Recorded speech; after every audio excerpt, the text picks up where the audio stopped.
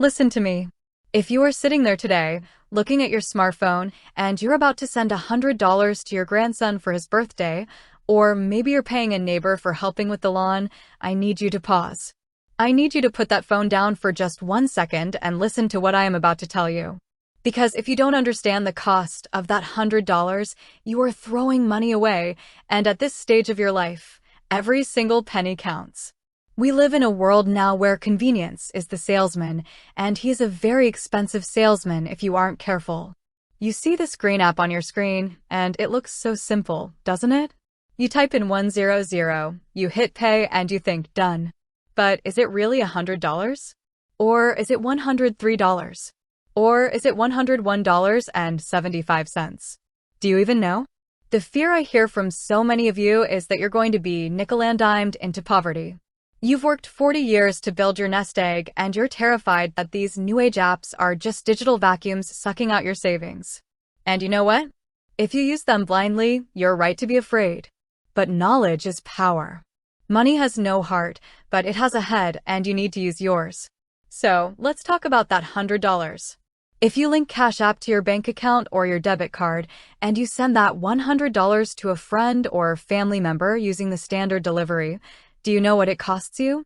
It costs you exactly zero. Nothing. Zip. That is the way it should be. In that scenario, $100 costs $100. That is a power move. But, and this is a big but, so listen closely. The moment you decide to use a credit card to send that same $100, the game changes. Cash App is going to slap a 3% fee on that transaction. Now, your $100 gift just cost you $103. You might think, Susie, it's only $3. No, it is the principle of the matter. Why would you give a multi-billion-dollar company 3 of your hard-earned dollars just for the privilege of using a credit card? If you do that 10 times a year, you've just handed over $30 for absolutely nothing. Use your debit card. Keep your $3. Now, let's talk about the instant transfer trap. This is where they get you when you're in a rush. Let's say someone sends you $100. It's sitting there in the app, and you want it in your bank account right now. If you choose the standard transfer, it takes a few days, but it is free. But if you are impatient, if you hit that instant button, they are going to charge you between 0.5% and 1.75%.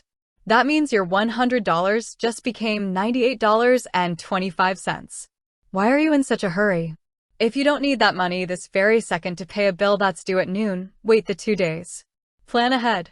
When you pay for instant, you are paying a patience tax. And in retirement, patience is literally money in the bank. And for those of you who have a business account because you sell crafts or do a little consulting on the side, be very careful.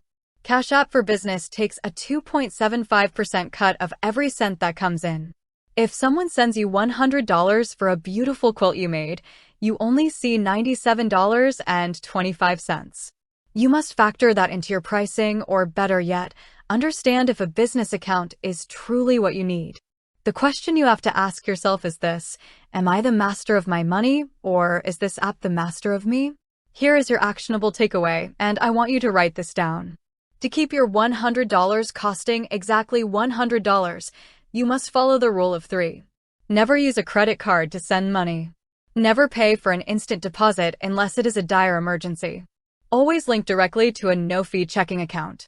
If you do those 3 things, you are using the technology to your advantage. You are keeping your fees at 0.